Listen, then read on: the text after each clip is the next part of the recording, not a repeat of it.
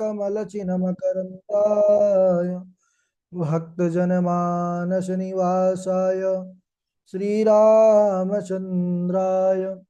कृष्ण त्वदीयपदपङ्कजपञ्जरान्ते अद्यैव मे विशतु मानसराजहंसः प्राणाप्रयाणसमये कफवातपित्तैः कण्ठावरोधनविधौ स्मरणं कुतस्ते नारायणं नमस्कृत्य नरं चैव नरोत्तमं देवीं सरस्वतीं व्यासं ततो जयमुदीरयेत् श्रीलक्ष्मीनाथसमारम्भां नाथयामुनिमध्यमाम् अस्मदाचार्यपर्यन्तां वन्दे श्रीगुरुपरम्पराम् अञ्जनानन्दनं वीरं जानकी शोकनाशनं कपीशमक्षहं वन्दे लङ्काभयङ्करं भक्तिभक्त भगवन्त गुरु चतुर्नाम वपुएक इनके पद बंदन किए ना सत बेनयनेक। बोले वृंदावन बिहारी लाल की जय, भागवत महापुराण की जय, सुखदेव भगवान की जय।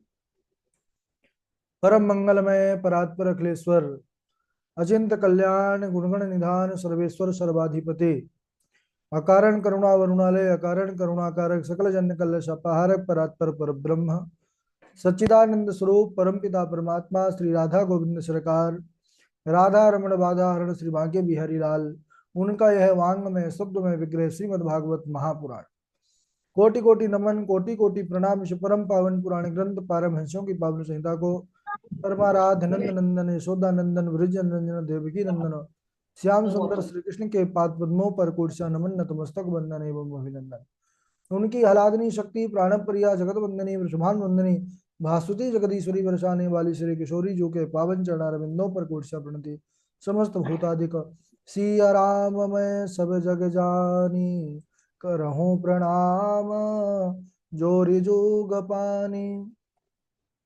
हम सबका यह परम सौभाग्य कि भागवत साप्ताहिक कथा सीखने का सदसंकल्प विचार लेकर के एक स्थान पर एक साथ जुड़कर इस पावन पुराण श्रीमद् भागवतम पर अपने मन चित्त को समाहित कर इसकी पावन तैयारी कर रहे हैं। ठाकुर जी की विशेष कृपा के बाद ही ऐसा शुभ अवसर जीवन में उपस्थित होता है, तो हम सबका परम कर्तव्य है सच्ची लगन निष्ठा परिश्रम के साथ विधिवत रूप से इस तैयारी को करें। बड़ा ही आनंद आ रहा है। हम सब अभी प्रथम स्कंद पर प्रवेश करके जो भागवत जी का अत्यंत विलक्षण मंगलाचरण है उस मंगलाचरण पर चर्चा कर रहे थे। मंगलाचरण के अर्थ समझने के बाद हम सब इस भागवत पुराण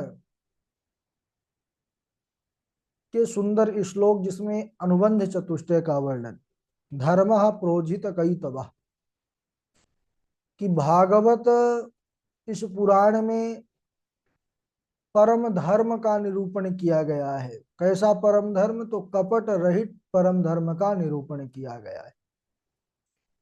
यह भागवत के अधिकारी कौन? तो निर्मत्सराणाम सताम, मत्सरता से रहित संत सतपुरुष ही इसके अधिकारी हैं।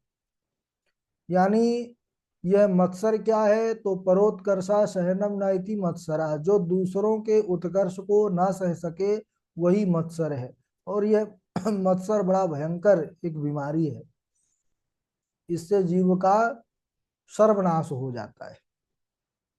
दूसरों को प्रसन्न देख करके उसके प्रति ईर्ष्या हो जाए और स्वयं दुखी हो जाए, यही मत्सर है। तो ऐसे मत्सर से रहित लोगों का ही अधिकार इस भागवत पर है। भागवत का प्रयोजन क्या है, इसका संबंध क्या है? तो इसके श्रवण करने की इच्छा मात्र जब हृदय पर होती है सज्जनों, तो भगवान उस इच्छा के साथ ही आकर के विराजित तो हो जाते हैं। ऐसे महर्षि वेदव्यास जी के द्वारा रचित श्रीमद् भागवत जैसे ग्रंथ शास्त्र के रहते हुए अन्य शास्त्रों से क्या प्रयोजन। यह भागवत की अलौकिकता का वर्णन करने वाला, इसकी महिमा को दर्शाने वाला, बताने वाला एक बड़ा सुंदर अगला श्लोक आता है।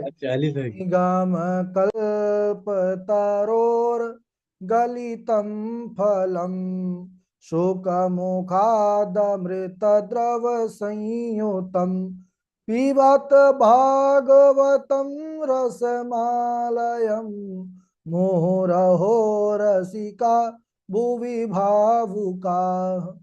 निगम कल्प तरोर गलितम फलम।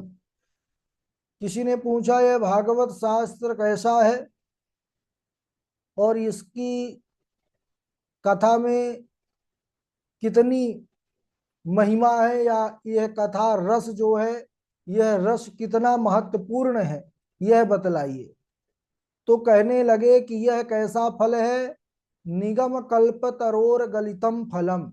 यह आगम निगम यानी वेद रूपी वृक्ष का परिपूर्ण परिपक्व फल है। अच्छा फल होता है लेकिन सब फल मीठा हो उसकी गारंटी कैसे होती है। तो कहने लगे कि देखिए फलों का उत्तम पारखी है तोता। तो जिस फल को तोता अपना मुख लगा देता है, चंचू जिस पर वह लगा देता है, तो फिर आंखें बंद करके विश्वास कर लेना चाहिए कि यह फल मीठा होगा। तो इसमें भी, इस फल में भी सुख मुखाद अमृत द्रव संयुतम, सुखदेव रूपी तोते का मुख स्पर्श हो जाने के कारण यह अमृत द्रव से युक्त है। इसमें पान करने की बात कर रहे हैं। क्या? पीवत भागवतम रसमालयम। खाने की बात नहीं। क्यों?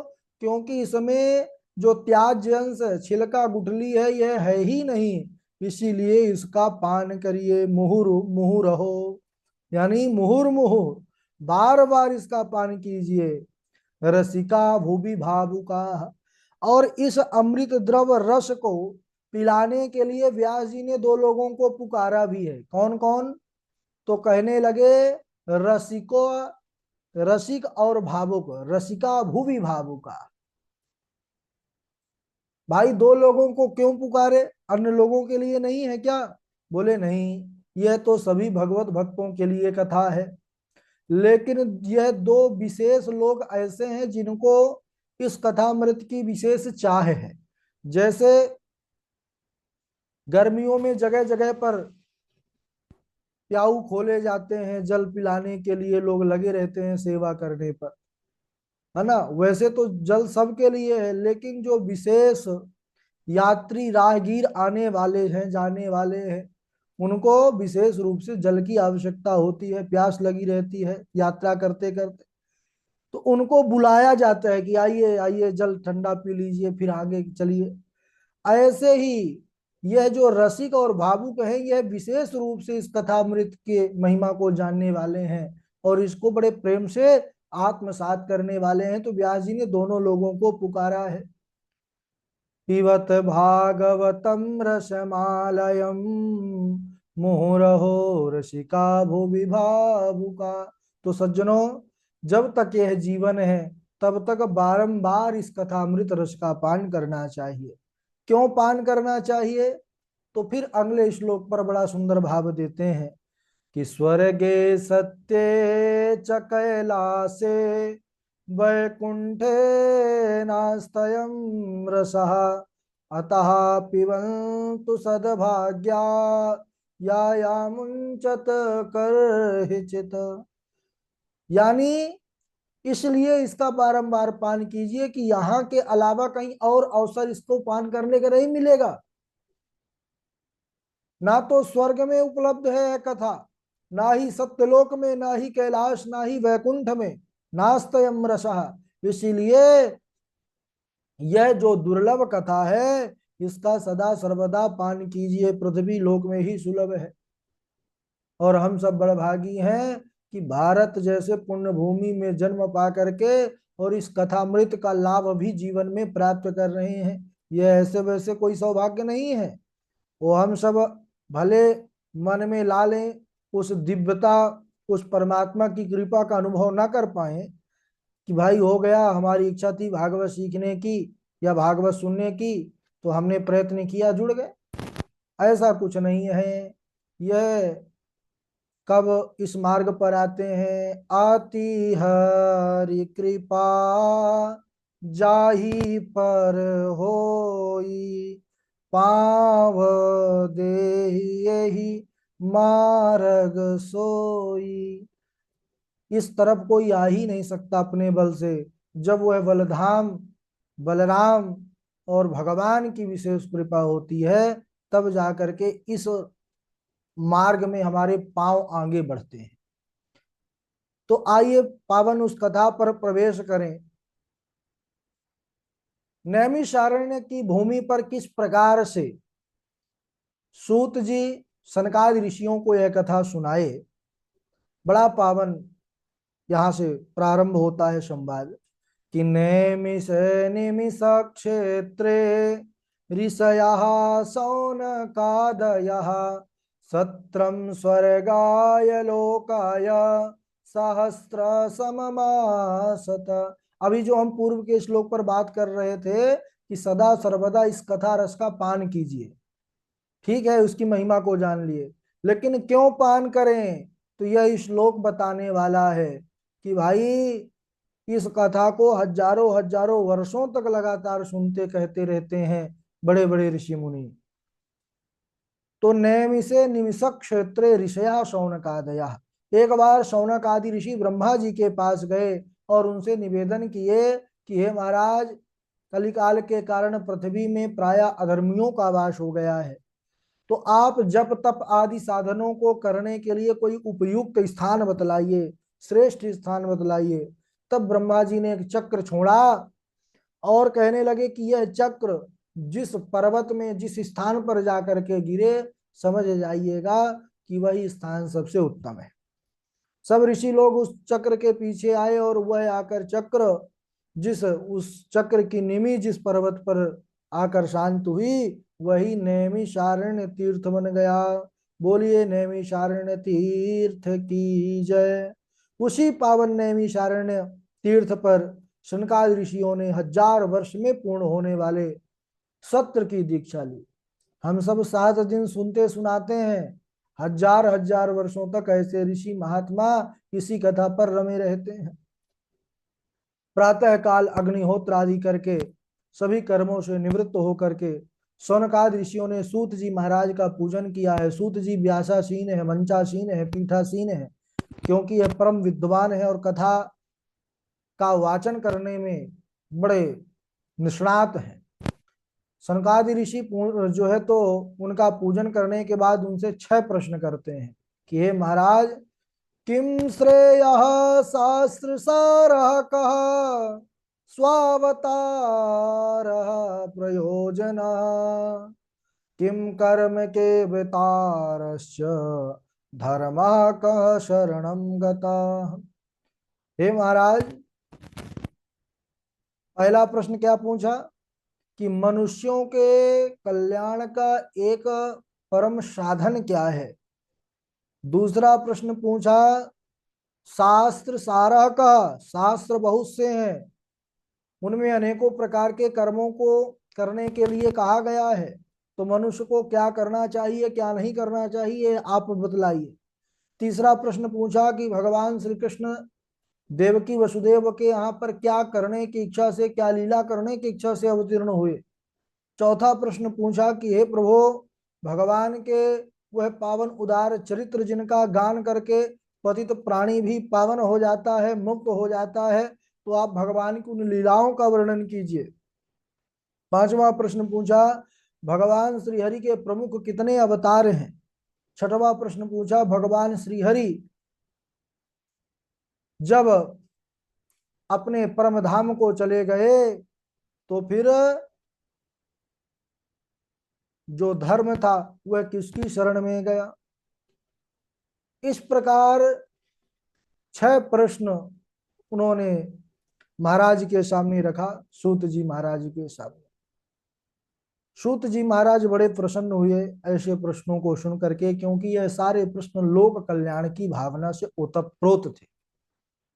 सूत जी सबसे पहले गुरुदेव जी का स्मरण किए, मंगलाचरण किए। यह स्वानुभावमखिल श्रुति सारमेक मध्यात्म दीप मतितीरसतां तमोन्धम संसारिणां करुणयाः पुराण गुह्यं तं व्यास्य शूनमुपयामि गुरुं मुनीनाम् यह स्वानुभावमखिल श्रुतिसारमेक। सूत जी महाराज कहने लगे कि हे शौनक जी, यह श्रीमद् भागवत महापुराण आत्म स्वरूप का अनुभव कराने वाला है, अंदर के अज्ञान अंधकार को समाप्त करने वाला है, समस्त वेदों का सार है और अज्ञान अंधकार में पड़े हुए जो जीव हैं उनको पार लगाने वाला है। और ऐसे अज्ञानियों पर, समस्त जीवों पर कृपा करने के लिए ही सुखदेव भगवान ने यह अध्यात्म द्वीप प्रज्वलित किया है। ऐसे सुखदेव मुनि को मैं प्रणाम करता हूँ, उनकी शरण ग्रहण करता हूँ। तम व्यास शूनमुपयामि गुरुम मुनीनाम। तो गुरुदेव को प्रणाम करना ही चाहिए, प्रथम कर्तव्य है। इसके बाद नारायणं नमस्कृत्य नरं चैव नरोत्तमं देवीं सरस्वतीं व्यासं ततो जयमुदीरयेत। भगवान नारायण, देवी सरस्वती और व्यास जी को भी मैं बारंबार नमस्कार करता हूँ। इस श्लोक में आया है ततो जय मुदीरयेत, श्लोक में जय शब्द आया है। तो यहाँ पर जय का जो अर्थ है जय घोष आदि वाला अर्थ नहीं है। तो जय का तात्पर्य, तो कहने लगे इतिहास पुराणाम में रामस्य चरितम तथा जयति नाम चैतेषां प्रवदन्ति मनीषिणः। इतिहास, महाभारत, पुराण, वाल्मीकि रामायण, इन सबको विद्वान लोग जय नाम से पुकारते हैं। तो हे मुनियों, आपने यह जो प्रश्न किया है यह लोक मंगल करने वाला बहुत ही बढ़िया प्रश्न है। क्यों? क्योंकि मनुष्य मात्र का परम धर्म यही है कि वह भगवान को जाने। सबई पुंसाम परो धर्म यतो भक्तिरधोक्षजे अहेतु क्या प्रतिहता आत्मा संप्रसीदति। मनुष्य का परम धर्म यही है कि वह जो कर्म करे उससे भगवान प्रसन्न हो, भगवान की भक्ति प्राप्त हो। और वह भक्ति कैसी हो? कामना से रहित तो हो, क्योंकि उसी भक्ति की महिमा गाई गई है। निष्काम भक्ति को मुक्ति से श्रेष्ठ कहा गया है। प्रेम में ना हो वासना तो वरदान बन जाए, और भक्त में ना हो कामना तो भगवान बन जाए। तो कामना से रहित तो साक्षात देवतुल्य हो जाता है, भगवत स्वरूप ही है वह महापुरुष। भगवान श्री हरि की निष्काम भक्ति करती क्या है? तो बोले ऐसी निष्काम भक्ति शीघ्र ही ज्ञान वैराग्य उत्पन्न कर देती है। बोलिए वृंदावन बिहारी लाल की जय। श्लोक काफी हो चुके हैं, इसलिए आज यहीं तक। आगे का प्रसंग हम लोग अगले दिवस आगे बढ़ेंगे। और तब तक आप लोग जो नोट्स मिले हैं तो उसको अपने डायरी पर, अपने जो है पुस्तिका पर बढ़िया से लिखिए। जो श्लोक आते हैं, कई श्लोक हो जाते हैं तो जरूरी नहीं है सब याद करना है, एक अनिवार्य है याद करना, दो हो जाए तो अच्छी बात है। धीरे धीरे याद करेंगे तो क्रम आगे बढ़ेगा। अब सब लोग बारी बारी से, जो पूर्व में श्लोक आप लोगों को याद करने को दिया गया था तो वह श्लोक क्रम से सुनाएंगे। सबसे पहले भावना जी हैं, भावना जी के बाद हमारे वाजपेयी जी हैं, वाजपेयी जी के बाद कृष्णा संजय जी हैं, नीरज मिश्रा जी हैं, और प्रकाश शर्मा जी हैं, वैष्णवी तिवारी जी हैं, प्रशांत पांडे जी हैं, बबीता जी हैं, और प्रदीप कुमार दुबे जी हैं, शाम्भवी शुक्ला जी हैं, आशु कश्यप जी हैं, हर्षिता जी हैं, और नीरज द्विवेदी जी हैं। ठीक है, प्रारंभ करिए, राधे राधे बच्चे। सुनाइए। देहातीरं नटवरवपुं करुणिकारं तीव्रजवास कनककपिशं पयजन्त्यं रन्ध्राणवेणोरदसूर्यं पूरयन् गोपविन्दैः वृन्दारण्यं सतपदरमणौ प्राविशद्गीतकीर्तिः। राधे राधे बोलिए। हाँ राधे राधे। राधे राधे। हाँ बस। अयोध्यावासिनः पूर्व यथा रामेण संगता तथा कृष्णेन ते नीता गोलोकयोगि दुर्लभम्। विरक्तो वैष्णवो विप्रो वेदशास्त्र विशुद्धिकृत दृष्टान्त कुशलो धीरो वक्ता कार्यो तेन स्पृशा। भोजनं तु वरं मन्ये कथा श्रवणकारकम् गोपवासा वरा प्रोक्ता कथा विघ्न करो यदि। पादो तु प्रथमा स्कंधा द्वितीयो जानुनी सुता तृतीयो सस्तनी गेय चतुर्था संस्थनी कटिरुच्यते संस्थि गेय चतुर्था कटिरुच्यते रुच्यते। राधे राधे। हाँ राधे राधे। ठीक है, जितना याद हो जाए उतना ही सुनाना है। और वैष्णवी तिवारी हैं, राधे राधे। सुनाइए। पाद तु प्रथमा स्कंध द्वितीयो जानुनी श्रुता तृतीयः संसनिज्ञेय चतुर्थः कटिरोच्यते। जी गुरुजी। ठीक है, कृष्णा आप सुनाएंगे, कृष्णा के बाद प्रकाश शर्मा जी सुनाएंगे, नीरज मिश्रा जी सुनाएंगे। भगवन्तैदं स्वरूपं भागवतं तेन ते येनं वाङ्मयी मूर्ति प्रत्यक्ष कृष्णाय हि भागवतं चरितं यस्मिन् भातद भागवतम्। राधे राधे गुरुजी। हाँ, ये तो एक एक लाइन वाले हैं, आपको 2 लाइन का श्लोक एक याद करना है डेली, ठीक है ना? हाँ हाँ। हाँ, कल से याद रखिएगा। नीरज मिश्रा जी सुनाएं।